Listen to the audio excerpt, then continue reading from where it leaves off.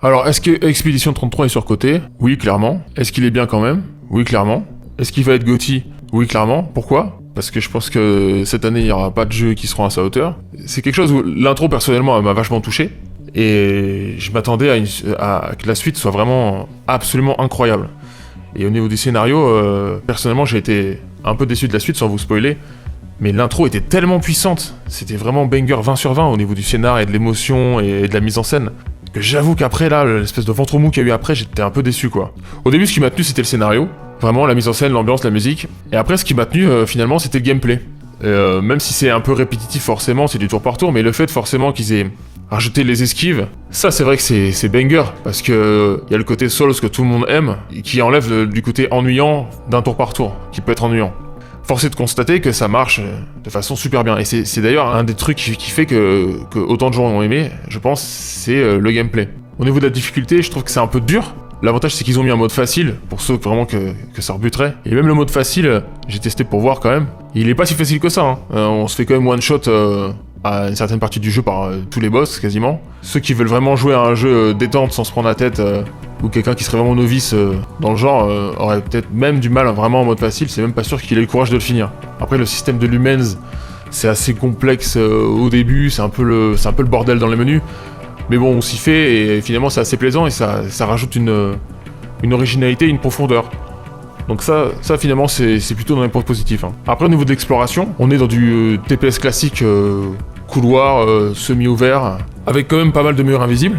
Et l'exploration, elle est assez limitée, c'est-à-dire que, à part choper des petits trucs qui nous aident après pour l'XP, pour les sorts, bon voilà, c'est pas incroyable, il n'y a pas des choses extraordinaires à explorer. Puis à un moment donné, on va dans le grand manoir, toutes les portes sont fermées, c'est pas le jeu de l'exploration. Et on sent qu'on est guidé et que c'est un jeu couloir, mais après, c'est pas grave. Ça fait une sensation, de Dark Souls 3, avec un level design un peu moins alambiqué, un peu moins inspiré quand même. Mais on sent qu'il y a eu de l'inspiration, forcément dans les Souls, évidemment.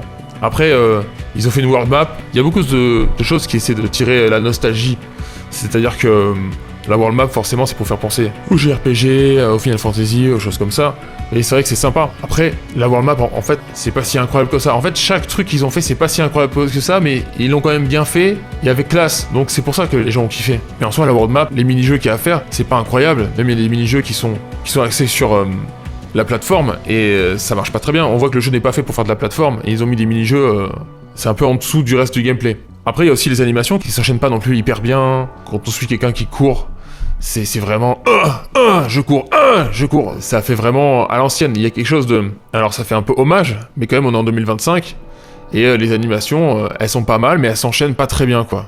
Dans le mode exploration, tout du moins. Dans le mode combat, c'est beaucoup mieux, et les animations, c'est ok tiers, quoi, ça va. Après, au niveau des graphismes, alors moi je joue sur PC avec une 4090 et un i9 14e génération, et j'ai tout mis en ultra, et j'arrive pas à trouver un mode où le jeu est net. J'ai un écran 4K, 240 Hz, et j'arrive pas à trouver un mode où le jeu est net. Parce qu'il y a toujours, de ce que je me souviens, il y a toujours une compression.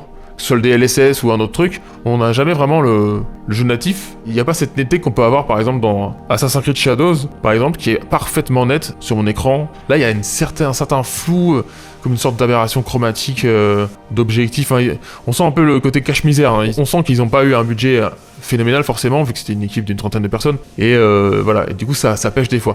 Et notamment dans les cinématiques, c'est vraiment extrêmement flou. Hein. J'ai l'impression qu'on passe à du 720p dégueulasse, et en 30 images par seconde à peine là. Donc les cinématiques, c'est bizarre ce qu'ils ont fait sur PC, hein, c'est pas optimisé. Hein. Après pareil, au niveau des cheveux, autour de leurs cheveux, il y a toujours des flous, des blurs un peu dégueulasses. Il faut pas le surcoter le jeu quand même non plus, voilà. Il y a vraiment des trucs qui sont bof tiers quoi, ça va, mais c'est pas... Après c'est pareil, hein, au niveau des Elden Ring, vous me direz, c'est exactement pareil. Hein. Moi Elden Ring, c'est un de mes jeux préférés de tous les temps. Et ben Elden Ring, désolé, hein, forcément les graphismes et tout ça, l'ADA est absolument incroyable, les graphismes, voilà. La stabilité, je peux pas trop dire parce que moi je suis sur ordi, du coup moi c'était tout le temps extrêmement fluide. Après j'ai pas noté de problème technique particulier à part ce que je vous ai dit, mais globalement techniquement on n'est pas du tout sur un truc extraordinaire, hein, vraiment pas. C'est vraiment la DA qui fait que les gens, ils ont pété un câble même sur les visuels. Mais après, moi, j'ai même quelque chose à redire sur l'ARIA un petit peu. C'est-à-dire qu'effectivement, c'est joli, les boss, ils sont étonnants, ça fait rêver. Mais après, moi, je trouve que ça fait un peu fourre-tout, un peu n'importe quoi. Des fois, ça manque un peu de cohérence, même si c'est justifié par le scénario. À la fin, et je vais pas vous le spoiler, le scénario, du coup, vraiment que j'ai adoré au début, je trouvais ça absolument incroyable. Donc même la DA, ouais, on a pompé un peu des trucs à droite à gauche, qui sont jolis, c'est cool. Il y a un côté des fois un peu Tim Burton, il y a un côté des fois forcément Souls-like. Il y a même un côté The Order 1986, je trouve. Dans les costumes notamment. Et l'ambiance est un peu à la française, à la belle époque. D'ailleurs, ça c'est un des trucs vraiment qui était pas prévu apparemment dès le départ. Au début, ils avaient fait un truc, d'après ce qu'ils avaient dit, je crois plutôt steampunk. Et je trouve que vraiment, heureusement qu'ils ont pris la direction Belle Époque, parce que c'est ça qui fait le charme du jeu. Maintenant parlons de la narration. Alors l'intrigue, le pitch, le fait que toutes les personnes chaque année qui ont au-dessus d'un certain âge se mettent à disparaître, à être gommées, ça je trouve ça vraiment banger, je trouve ça absolument énorme. L'intro, ça m'a mis de l'émotion, ça m'a mis les larmes aux yeux, je m'y attendais absolument pas. C'est incroyable. Un jeu qui arrive à me mettre les larmes aux yeux, déjà, c'est mort. Quoi qu'il arrive, déjà, il a une place dans mon cœur, éternelle. Donc ça, il n'y a rien à dire.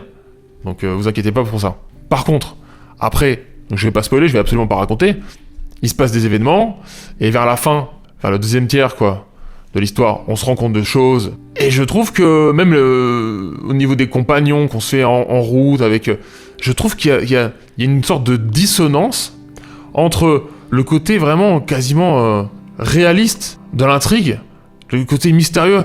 Waouh, tout le monde meurt chaque année. Je trouve ça vraiment tellement mystérieux et ça me faisait vraiment. Et on voyait même au début, on voyait des enfants qui savaient qu'ils allaient perdre leurs parents, des parents qui voulaient pas faire d'enfants justement parce qu'ils savaient que leurs enfants seraient orphelins. Des gens font la fête chaque année alors qu'ils vont perdre des membres de leur famille et ils en font une fête. Je trouvais ça magnifique, mais vraiment, c'est à chialer les gars, personnellement. Mais après, quand on va dans l'expédition, à partir de là, je trouve que ça devient un truc ok tiers, c'est bien écrit, mais c'est pas ouf quoi. Oui, on se fait des amis, des compagnons, on fait la mission, le truc, oui, et il y a des boss, des sous-intrigues un petit peu, on se fait des amis, des machins, il y a des grosses bestioles qui disent bonjour, je suis ton ami, tu sais, voilà, je suis désolé, mais moi, chez moi, du coup, ça marchait moins, ça me faisait moins rêver, j'étais là, je fais ouais, mais les gars, ça faisait un peu l'histoire sans fin, vous voyez, mais dans le mauvais sens du terme quoi. Bastien, allons là-bas. Tu vois, j'étais là en mode ça cassait un peu le délire. J'étais pas dedans. Et par contre à la fin, alors je vous spoil pas toujours pareil, il y a deux fins.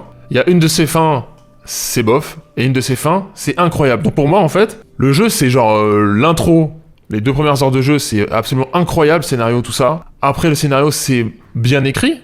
Les rebondissements, ils sont au bon moment, tout ça, ça se tire un peu en longueur, mais c'est au bon moment, tout est bien calé, le nœud dramatique, il est bien au milieu, les 3 actes sont bien respectés. Bon voilà, chaque personnage a objectif, obstacle en jeu, y a pas de problème, mais moi forcément, pour moi, franchement, je trouvais ça vraiment banal un peu. Et la fin, une des 2 fins, donc la fin la plus dark, je la trouve absolument incroyable. Et rien que pour ça, je suis obligé d'avouer qu'il y a eu du génie en fait dans ce scénario au début, et à la fin, une des 2 fins, la plus dark. Il y a aussi un autre truc qui m'a fait rester, au-delà du gameplay et de l'ambiance, qui crée justement l'ambiance, c'est la musique. Alors là, la musique, le mec qui a fait la bande originale, je sais pas ce qui lui a pris, il avait jamais rien fait avant, entre guillemets, au niveau professionnel qui était sorti, ni rien. C'est évidemment, oui, ce n'est pas complexe, c'est les harmonies, c'est les arrangements, c'est les musiciens, c'est les orchestres philharmoniques qui font que ça a une ampleur incroyable. Mais il y a vraiment une classe, une élégance, une justesse dans l'émotion. Et je pense que si on changeait la musique, si on mettait de la techno, je pense qu'il y a vraiment les 3 quarts des gens, ils auraient même pas aimé le jeu. Pour moi, la musique, c'est vraiment un des piliers principaux du jeu, et je crois que ça a été fait comme ça. Dès le début, ils ont voulu avoir une bonne musique. Mais là, c'est vrai que ça crée une de ces ambiances. Bon, à part, il y a une musique où je mets un bémol, c'est celle où le mec il chante du rock et il se craque là. Et l'amour de la vie, pourquoi l'amitié? Attention, la lumière, pourquoi? C'est n'importe quoi, j'ai rigolé, je l'ai même envoyé à mes potes, en mode les gars, qu'est-ce qui s'est passé, ils se sont craqués ou quoi? Bon, moi celle-là elle est pas bien, mais bon, chacun ses goûts, hein. Pour moi c'est too much, c'est abusé. J'ose le dire, c'est un peu un chef-d'œuvre cette musique. Même si, musicalement, elle n'est pas très complexe, hein, en fait, hein. Et au niveau de la rejouabilité et le contenu de fin, bah moi personnellement, je vous l'avouerai, hein, je l'ai pas fait. J'ai vu sur internet, hein, c'était quoi, et franchement moi, la world map, vraiment elle m'a pas excité. Je trouve qu'on est très limité, on est assez déçus les quelques fois où j'ai essayé d'aller chercher des trucs sur des îles un peu paumées. J'ai fait des mini-jeux, tout ça, et puis les récompenses, c'était vraiment pas ouf. Et je me suis dit, bon, ok, d'accord. Au niveau des bugs et la stabilité, franchement, moi j'ai noté quasiment aucun bug. La stabilité, franchement, sur mon ordinateur, je peux pas juger sur les consoles, hein, mais sur mon ordinateur, j'ai jamais eu un ralentissement. Il y a peut-être eu des fois, mais ça c'est Unreal Engine 5, ils ont un problème. Quand ça charge une prochaine map qu'on n'a pas encore vue, des fois il y a un micro-freeze d'une fraction de seconde, comme ça, qui peut arriver genre une fois par heure quand je découvrais un nouvel endroit. Un micro-freeze une fois en 1 heure, qui durait peut-être 3 frames. Donc vraiment c'est rien.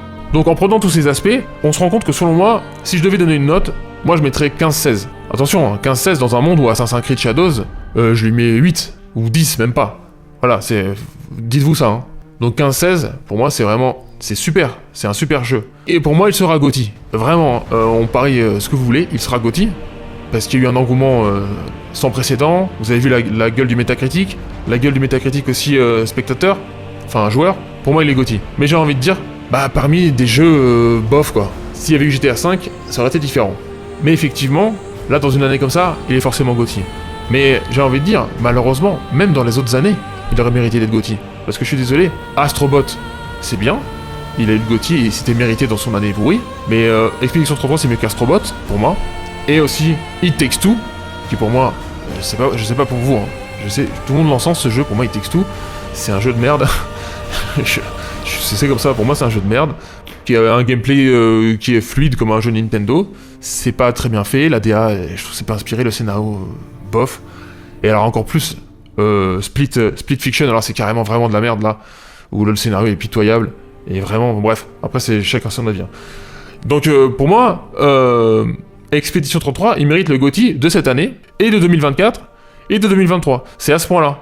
Et j'ai envie de dire, c'est une mauvaise nouvelle. Ça veut dire quoi? Ça veut dire qu'on est vraiment sur des périodes où les jeux sont pas inspirés, ils font tous pareil, et ils sont pas inspirants. Oui, Expedition 33, il n'invente rien.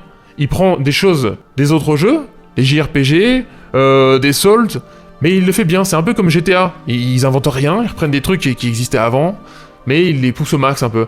Là, Expedition 33, c'est du bon goût. C'est comme un metteur en scène qui aurait pris un bon acteur, qui aurait pris un bon scénario, mais c'est pas son scénario. Il aurait tout accumulé, du coup ça fait quelque chose de vraiment bien et cohérent, avec certes des défauts, mais le jeu, je trouve qu'il est à la fois surcoté et à la fois absolument pas surcoté. C'est-à-dire que, oui, il est surcoté parce que faut pas non plus inventer qu'il a transcendé le média, ni que les graphismes sont incroyables, ni que la DA est absolument incroyable, ni que les ennemis sont absolument incroyables. Non, faut pas inventer ça. Mais par contre, je sais pas, si les planètes s'étaient alignées, je sais pas si c'est la musique, plus le scénario, en tout cas le pitch de début, plus l'ambiance, les couleurs, l'atmosphère, et le gameplay avec les esquives dans un tour par tour, il y a eu un truc comme ça, qui font que les gens ils sont excités, et à raison, parce que moi-même, dans l'intro, j'ai eu les larmes aux yeux, et à la fin aussi ça m'a mis vraiment de l'émotion tout de même, et on en ressort en se disant ouais c'était quand même, on a quand même vécu quelque chose de ouf quoi. J'ai pas l'impression d'être resté chez moi, dans mon salon, devant mon ordi. J'ai voyagé, j'ai vécu quelque chose. Et putain de merde, c'est ça le jeu vidéo les gars. Donc, face aux autres jeux, oui évidemment je lui mets 18 sur 20, mais dans un monde normal je lui mettrais 16 sur 20, parce qu'il faudrait que les autres jeux soient aussi bien quasiment. Pas tous, mais il faudrait qu'il y en ait 4 ou 5 par an. Il y a des milliers de jeux, des dizaines de milliers de jeux qui sortent tous les ans sur Steam, les gars. Et putain, il y a que un Expedition 33. C'est pas normal. Sur ce, abonnez-vous, likez, partagez, cochez la cloche si vous voulez avoir d'autres contenus. Et moi je vous dis à bientôt pour des prochaines vidéos. Ayez du recul et soyez exigeants.